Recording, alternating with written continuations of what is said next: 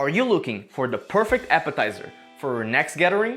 Then I've got the recipe for you with some spicy, tangy, and juicy buffalo chicken meatballs. Top them with a creamy dressing before serving your guests, and best be sure it will be a certified hit. Hello everyone and welcome to Cozymeal Studios. Today we're making buffalo chicken meatballs. And once you eat one, you will want to finish the whole batch. Trust me, I've been there, yeah. But as always, before we begin, please be sure to leave a like on this video, subscribe to the channel, and tap that notification bell. And of course, let's get cooking. Let's first start by preheating our oven to 400 degrees and then both measure and prep all our ingredients so we can make this dish efficiently.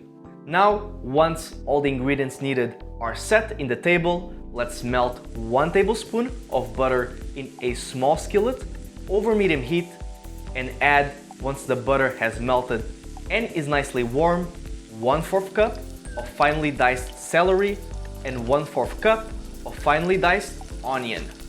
Let both the onion and celery cook until softened for about 3 to 5 minutes. Then add 2 garlic cloves nicely minced and cook everything until flagrant, which will take less than 1 minute.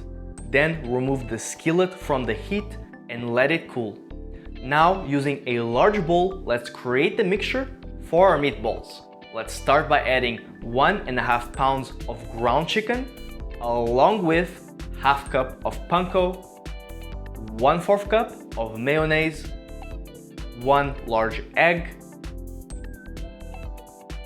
2 tablespoons of hot sauce, 1/2 teaspoon of sweet paprika, 1/2 teaspoon of salt, 1/2 teaspoon of black pepper, and the mixture from the skillet. Mix all the ingredients until well combined, but be careful not to overwork the meat because it can lead to a chewier and tougher meat. We want those meatballs as juicy as possible. Now, line 2 baking sheets with parchment paper and then use either a disher or a spoon to portion 1 tablespoon sized meatballs onto the baking sheets and shape them into rounded balls. By using a disher, you will ensure that all the meatballs are evenly sized, so it is recommended to use one if you have. Once you filled your baking sheets parchment paper with meatballs, bake them for about 15 to 20 minutes at those 400 degrees we had previously preheated. You should rotate the sheet pans halfway through to ensure all the meatballs are cooked the same. Their internal temperature should read at least 165 degrees once they finished baking. The meatballs can also be pan fried in a skillet instead of being baked, but since baking them in the oven is usually easier to cook all of them at the same time, that method is usually preferred. Now, while the meatballs are baking, we can start to prepare our buffalo sauce. For this, we will need to heat a saucepan over medium-low heat and add 6 tablespoons of butter and 1 cup of hot sauce. Whisk both ingredients together until the butter has fully melted and a smooth sauce is formed. Thicker hot sauces such as Frank's Red Hot Sauce or Louisiana's hot sauce are recommended to create this buffalo sauce, since watery red hot sauces won't create the creamy sauce that we need. Sauce.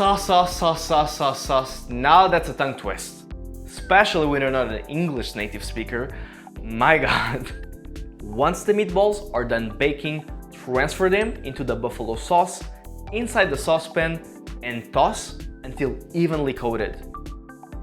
Then once that is done, plate the meatballs onto a serving platter and drizzle with either blue cheese or ranch dressing. Both options are delicious. Now top the meatballs with chopped chives, serve your guests or yourself, and enjoy.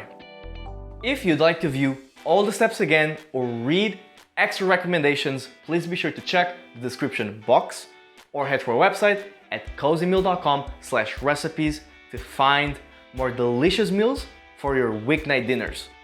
Also, do not forget to leave a like on this video and share this recipe with your friends and family.